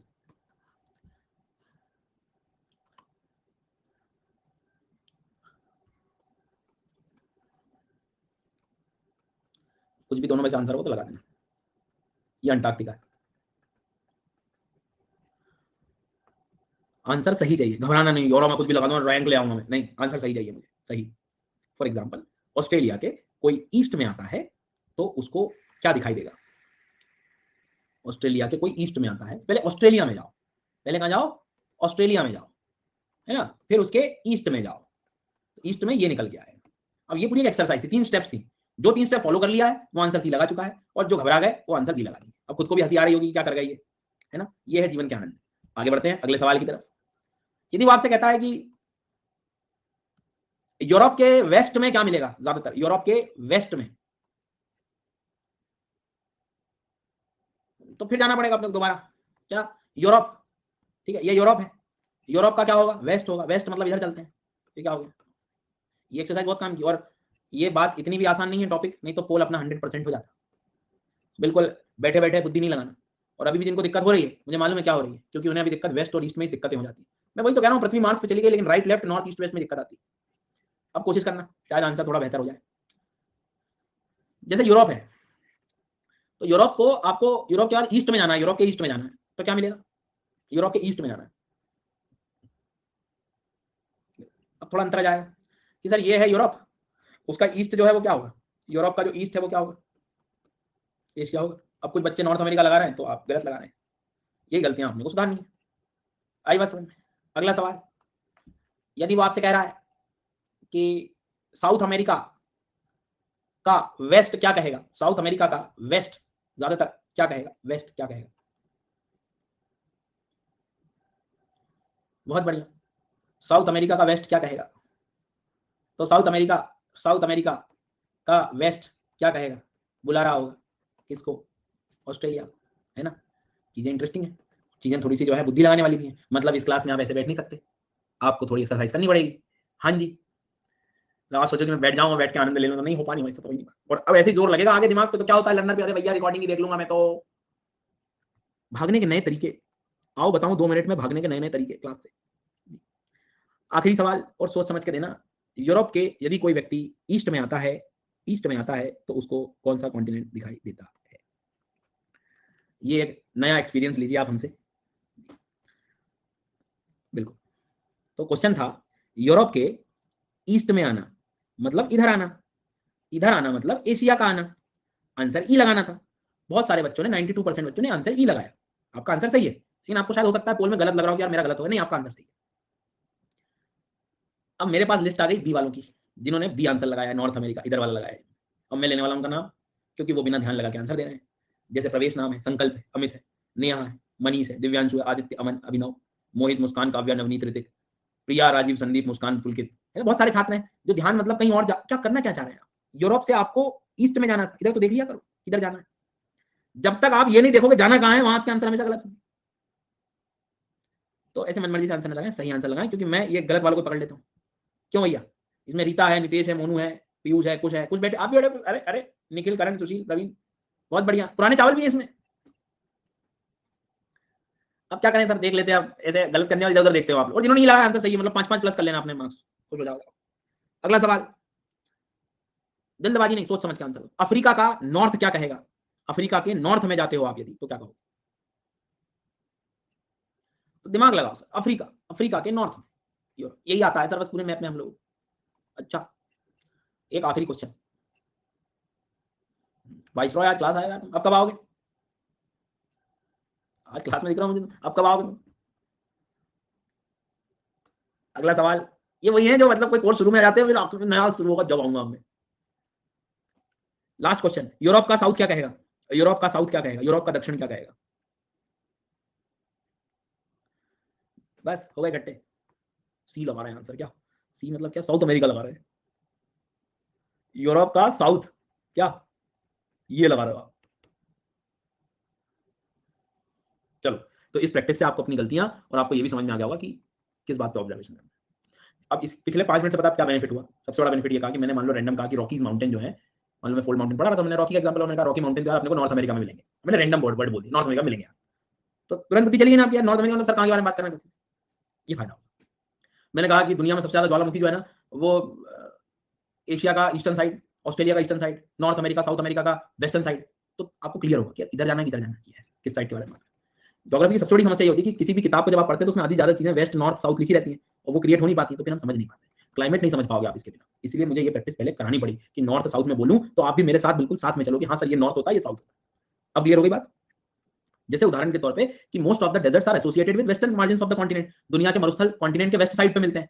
अब यार आप वेस्ट इमेजिन नहीं कर पाया तो कैसे पता लगेगा कि इस साइड होते हैं डेजर्ट्स? हो गया खराब, बैठ गए ऐसे बैठे, ईस्ट ईस्ट को महसूस करोगे फिर तो। इसीलिए मैंने कहा था कि एक्सरसाइज ज्यादा जरूरी है। ठीक है, वापस आते हैं अपनी स्टोरी में। कहां थे? ये शेप समझ में आ गया, जियोइड वगैरह सब, ऑब्लेट, स्फेरॉइड, चपटापन अर्थ के रोटेशन से ये बीच वाला हिस्सा दूर हो गया, ये चपटेपन हो गया, कॉन्टिनेंट आइलैंड, ये मसाला क्लियर हो गया। कॉन्टिनेंट की एक एक्सरसाइज और कर लेना, ये स्टेट पीएससी का कोई भरोसा नहीं होता, कभी एरिया वाइज भी पूछ लिया तो सबसे बड़ा कॉन्टिनेंट याद रखना यूरोप के नॉर्थ में क्या होगा। अब कुछ कॉन्टिनेंट मिले तो होगा, है ना। ये तो नहीं कह सकते कि मेरे पास एक फुटबॉल थी तो ये और ये दोनों पास में है, दो एंड पॉइंट एक ही पॉइंट के हिस्से होते हैं, वाह।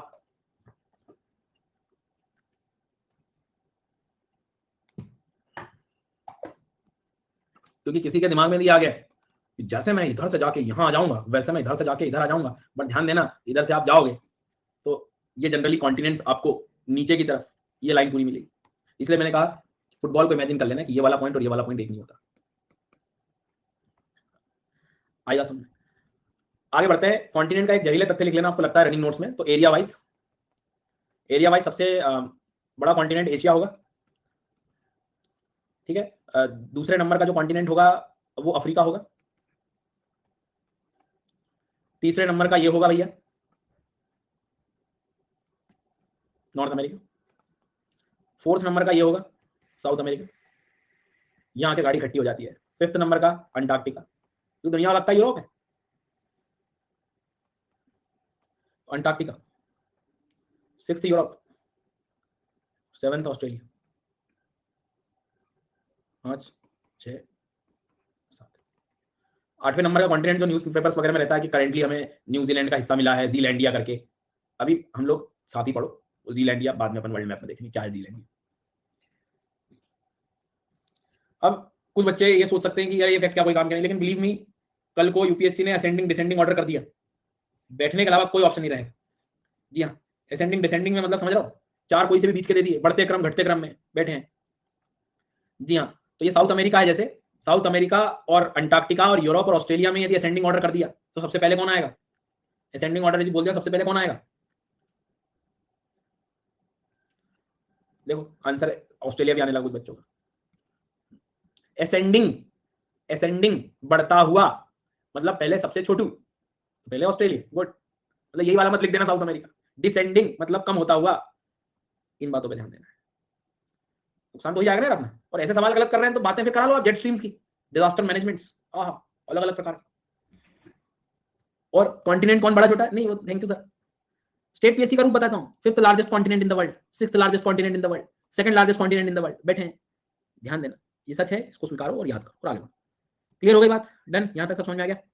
तो लिस्ट बना लिया आपने, एक बार फिर से चेक कर लो, पहला इस पे होना चाहिए था, दूसरा आपका इस पे होना चाहिए था, तीसरा इस पे होना चाहिए था, चौथा ये है, फिफ्थ वन अंटार्कटिका है, sixth one Australia, sorry sixth one ये है और सेवंथ वन ऑस्ट्रेलिया। ये बात है एरिया के हिसाब से। कभी धोखा हो जाए जनसंख्या का, तो पॉपुलेशन में जब तक भारत चीन है, पॉपुलेशन में एशिया सबसे पहले रहेगा जनसंख्या के मामले में, अफ्रीका में जनसंख्या दूसरे नंबर पे है। जी हाँ, तीसरे नंबर पे कौन होगा? यूरोप। ये कंफ्यूजन हो सकता है यहां से कुछ बच्चों को, नॉर्थ अमेरिका लगाया, यूरोप को ध्यान रखना है। चौथे नंबर पे, पांचवे पे, सिक्स्थ पे और सेवन। यहां से भी असेंडिंग डिसेंडिंग आ गया तो बस सिलेबस में तो था ही नहीं, एनसीईआरटी में तो था ही नहीं, बेसिक ज्ञान बताऊं। ठीक है, कॉन्टिनेंट शब्द से आप डर तो नहीं लगेगा, ये वर्ड में दिक्कत तो नहीं है। जनसंख्या में रटने की जरूरत नहीं है, ऑफकोर्स पहले ये रहेंगे, फिर अफ्रीका रहेगा, फिर यूरोप रहेगा, काफी देश है इसमें, फिर ये आ जाएगा, फिर ये आ जाएगा, फिर ऑस्ट्रेलिया, फिर नाउ वाटर पे चलते हैं। अब लैंड मास बहुत बात कर ली, लैंड मास पे हमने कॉन्टिनेंट, आइलैंड, ये सब बहुत पढ़ लिया। अब पानी, ओशियन, ब्रेक तो नहीं चाहिए? हाँ। सर कल प्लीज भूख लग रही है। अरे ज्ञान की भूख लगनी चाहिए, ज्ञान की, ये सब झूठी मोह माया है, ज्ञान ही पेट भरेगा, ज्ञान की भूख लगनी चाहिए। पढ़ाओ सर 5 घंटे, आज तो 5 घंटे बैठा हूं मैं भूखा हूं सर। चलो तो ओशियन, तो ऐसे मोटिवेशन से कुछ नहीं होगा सर, समझा करो, ये वो मैंने आपको बताया भी था पहले कभी, ये मोटिवेशन क्या है, ये ऐसा है, पढ़ा दो सर, पूरा पढ़ा दो, आपको आपकी हैबिट पे काम करना पड़ेगा, हैबिट सुधारो सर, ये परमानेंट चलेंगी सर, ये काम नहीं आएगा रोज। तो क्या बोला मैंने आपसे, ध्यान से सुनना, मैं ओशियन के बारे में बात कर रहा हूं, मतलब वाटर, पानी में चला गया। अब वाटर बॉडी में मेरे को क्या मिलेगा, वाटर बॉडी में मिलेगा मुझे ओशियन, वाटर बॉडी में मुझे सी मिलेगा, बे मिलेगा और गल्फ मिलेगा। बाकी आप लोग पता है, इसको खाड़ी कहते हैं, इसको सागर कहते हैं, इसको महासागर कहते हैं। ध्यान अभी जो पढ़े उस पर देना, इनको छोड़ो, इस पे काम करते हैं, ओशियन, महासागर। महासागर मतलब अपने मैप्स में अर्थ पे जमीन के भाग को हटा दूं, कॉन्टिनेंट के, आइलैंड के भाग को हटा दूं, तो जो बचता है वो ओशियन का पार्ट होगा सबसे पहले, तो इनडायरेक्टली सबसे पहला पार्ट जो रहेगा वो क्या रहेगा, ओशियन का पार्ट। ओके, समझ में आई मेरी बात? ठीक। ओशियन में कितने ओशियन होते हैं? तो नहीं, कुछ तो इंडिया तो पता ही होता है, हाँ हाँ, पैसिफिक याद रहता है क्योंकि सबसे बड़ा, एक जहरीला तथ्य याद, जीवन में 2 बातें याद हुई अपने को जीके के नाम से, सबसे बड़ा ओशियन पैसिफिक ओशियन, सबसे बड़ा डेजर्ट सहारा डेजर्ट, सबसे लंबी नदी, इसमें हो जाती गलती, कभी अमेजोन कभी नाइल, तो उसको छोड़ देते हैं। इटली का कैपिटल क्या है? रोम है, इसके अलावा बहुत है। तो मैं आपसे वही कह रहा हूं कि प्यारे भारत से तो अपने को इंडियन ओशियन याद रह जाता है, फिर पैसिफिक सबसे बड़ा होता है, ये 2 इसलिए याद नहीं होते क्योंकि कंफ्यूजन हो जाता है अंटार्कटिका से। पर अब मेरी बात जरा ध्यान से सुनना, और जिनको नींद आ रही है वो सो जाना। इधर समझ में आता है ना, एशिया था, और इधर अपने समझ में आता है ऑस्ट्रेलिया था, इधर नॉर्थ अमेरिका और इधर साउथ अमेरिका। भैया इधर ध्यान दे लीजिए, एशिया का ये ईस्ट होता है, ये वेस्ट होता है, ऊपर नॉर्थ होता है, नीचे साउथ होता है ना।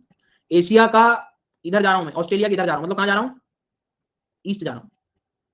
अब पानी इधर है तो इधर सूख थोड़ी जाएगा, दौड़ोगे तो इधर से घूम के यहीं तो निकलोगे, तो सेम ओशन रहेगा वो तो, और ये पहचानेंगे, हमारी अर्थगोल है।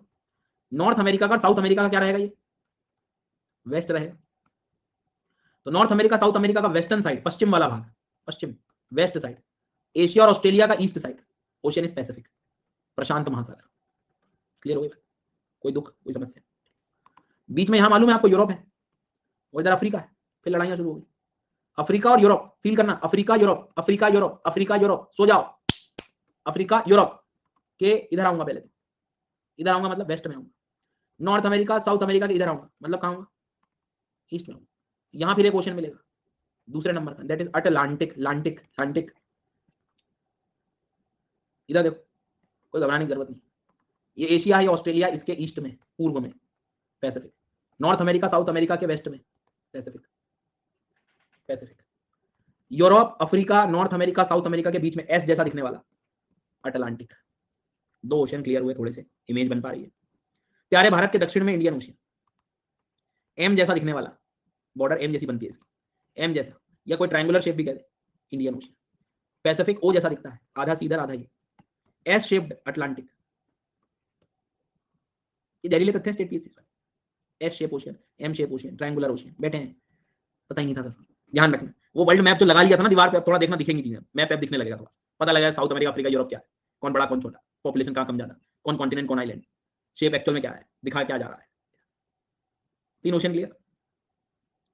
इसके साउथ में, सबके साउथ में, सबके साउथ में, सबके साउथ में दक्षिण वाला लड़ाई कर रहा था, बोले हमको एक अलग मसाला दे दो, तो दक्षिणी महासागर दे दिया, सदर्न ओशियन। कितने हो गए? 4।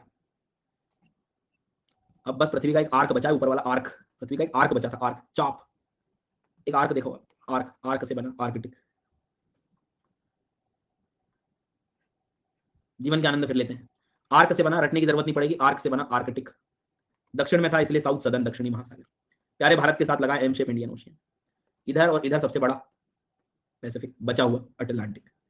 थोड़ी सी क्रिएशन हुई बुद्धि में कोई चीज की, मतलब यदि मैं आपके सामने यहाँ एक मैप बनाऊं, यहाँ एशिया लिख दूं, यहाँ ऑस्ट्रेलिया लिख दूं, यहाँ अफ्रीका बना दूं, और यहाँ यूरोप लिख दूं, यहाँ नॉर्थ अमेरिका लिख दूं, यहाँ साउथ अमेरिका लिख दूं, तो क्या बता पाएंगे? ये वाला और ये वाला ओशन, पैसिफिक, पैसिफिक, ऊपर वाला आर्क, ट्राइंगल मतलब Indian, south southern, S shape Atlantic, बन सकता है, दिमाग में बुद्धि में क्रिएट हुआ, बहुत बढ़िया। अभी भी लेकिन भरोसा नहीं हुआ मुझे, बस समस्या मेरे साथ यही है।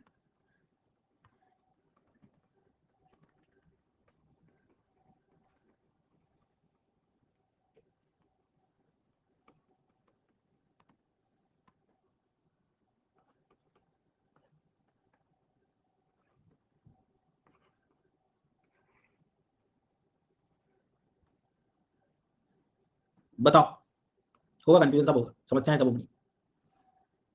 आर्कटिक ओशन कहाँ है? आर्कटिक, आर्क चमकना चाहिए, नॉर्थ अमेरिका के नॉर्थ में, यूरोप के नॉर्थ में, एशिया के नॉर्थ में आर्क निकलेगा, आर्कटिक।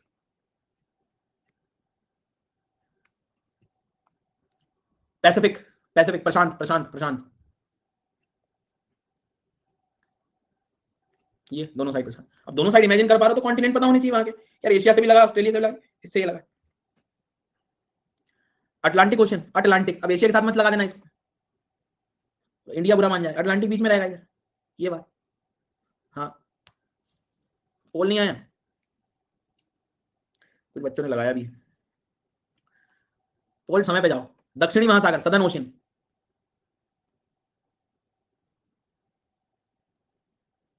ये याद हुआ है सर। अब आप आराम से इसको देखो, ऑब्जर्व करो कि क्या ओशन चमक पा रहे हैं कि नहीं कॉन्टिनेंट के हिसाब से।